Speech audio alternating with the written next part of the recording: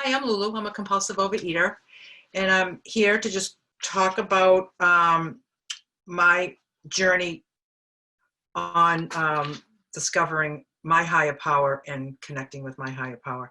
It first started with angels, and I know there's a recording I've already done on my story about angels and how I became curious about angels. And I was trying to think, like, what are these angels like doing? Like, what's their place like in the universe? Like, are they with God? Are they with me? Like, what are they? And I found this really good explanation that what just seems, it just sounds palatable to me. So just as light is needed as a medium for our eyes to see things, the air is needed to carry sound to our ears. Similarly, an agency is required to activate our spiritual senses. Interesting to think about. The angels are that agency. They bring God's messages to the inner eyes and ears of those with faith, and also cast good and noble thoughts into the hearts of all people. But it is only the ones with faith in God that, because of their highly developed spiritual senses, may be able to perceive the working of angels. So basically, it's like, you know, I need light to see, I need air to hear, and I need faith in order to be available to the different agents that bring me this information. Because the biggest problem I had, was like, how does God have time for everybody? You know, it's like every minute God's listening to me and everybody else, and making trees and making waves in the ocean. And how does that, not that I think that God is a human, but it just seems like there's so much more involved. And it's all mysterious, and it can be whatever you want to conceptualize it to be. So I like to kind of think of like this God has agents, and that are like liaisons between me and my higher power. So then I started getting curious about the hidden world of the elementals and fairies. It just said, have you ever walked through a park or through the woods and felt a sudden sense of peace, minimizing all your problems after a discouraging day? You probably had contact with an elemental. Elementals are nature's angels.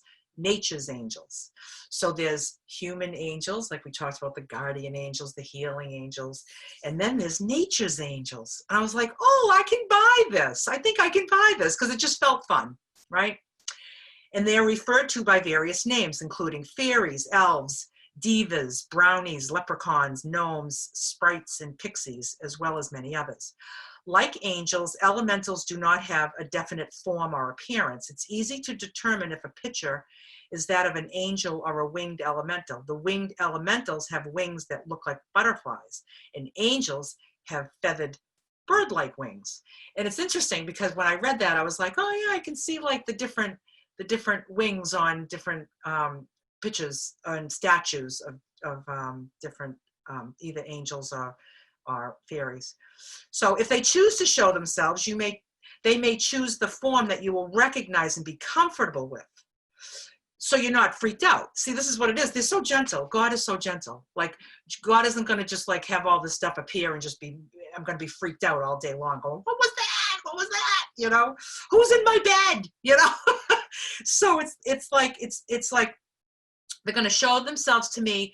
They may choose a form that I will recognize and be comfortable with, or will associate with the element they represent. A fire elemental may appear as a spark, a face in a candle flame or a bonfire, or simply a sudden warm spot. A water elemental may be a cold spot. An air elemental could be a sudden breeze or a tiny whirlwind in the dust. Those unexplained. You know what? I know you know what I'm talking about. Just kind of those unexplained. You know, you just feel something cold, or you feel something hot, or you feel like a breeze that doesn't make sense, but you really don't think about it that much. A smell, a taste, or an unexplained pebble in your shoe could be evidence of the earth elementals at play. And I love the idea that they play. It's like that this like earth elemental is like, oh, I think I'll put a, you know, you ever get a pebble in your shoe and like, how in God's name did this get in my shoe? Because I haven't been walking, I haven't even been outside today, I got a pebble in my shoe. And, or I just went out to get the mail. How did I get a pebble in my shoe? It's believed that these spirits possess supernatural powers and are usually invisible to humans living among the trees, rivers, plants, bogs, mountains, and minerals. They attach themselves to practically every natural thing.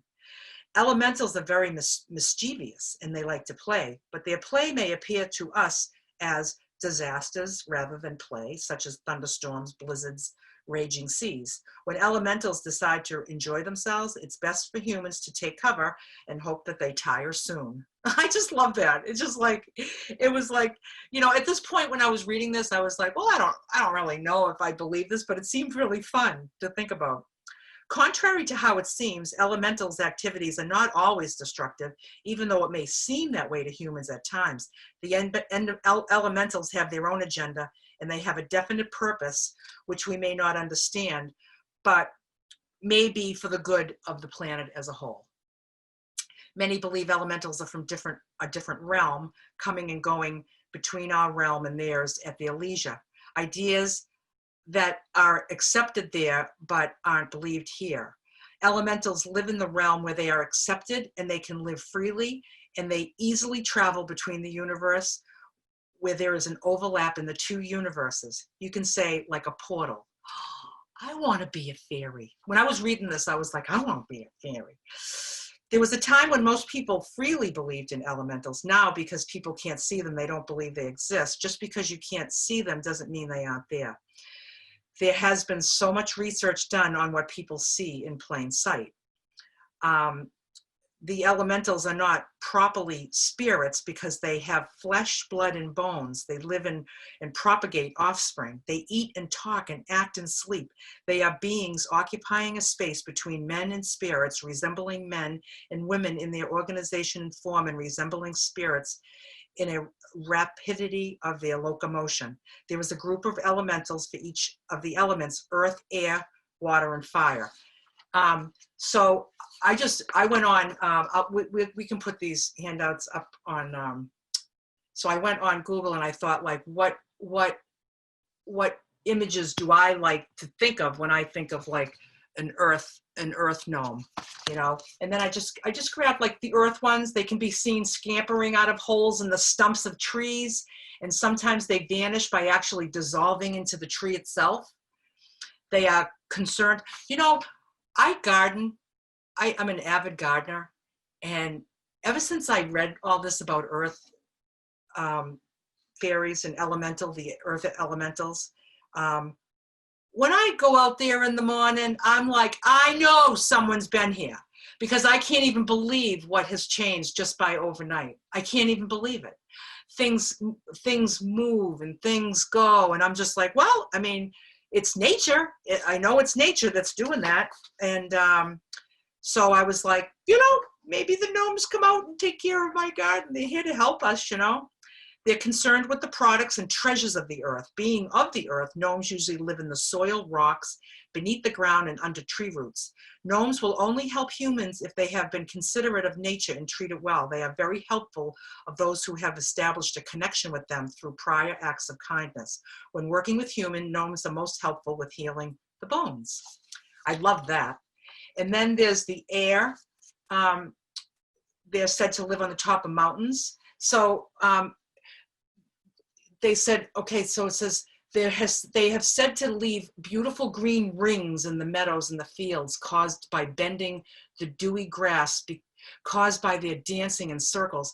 And I saw these pictures with like this circle indent on a lawn. And I know I've seen that in my life, where I've seen this big circle of an indent in my lawn or in a meadow. I don't know if anybody else has, but I know I have, and I don't remember when. I don't remember thinking much of it, and I just love that idea. Then there's the water ones. They live in coral caves, fountains, lakes, marshlands, rivers, seas, waterfalls, underneath lily pads. And their purpose is to direct the flow and course of waters on the planet. There's much more here that I picked out too. And then the fire, it's, it says they're the spirit of fire. They keep us warm and they work through the liver, bloodstream, and emotions. Without these beings, fire cannot exist. You cannot light a match without a salamander being present. That was like gnome is to earth as salamander is to fire. And I just kind of got these little photos of what brought me pleasure to look at. They're considered the strongest and most powerful of all the elements. They also have special influence over those with fiery tempers. So, you might think it's crazy. You might think it's fun. I think we've just put a PDF of this up. If you can do your own, reading about it. I just find, the God of my understanding does not have a gender. It's not a person. It doesn't have a face. I like to think of it as just this energy of all that is good and nourishing and nurturing and correcting, and it's and always helpful and always in my best interest. And I think that what really helped me was to consider all these liaisons between God and me. And like I said, it had to be fun. What's more fun than fairies and elementals?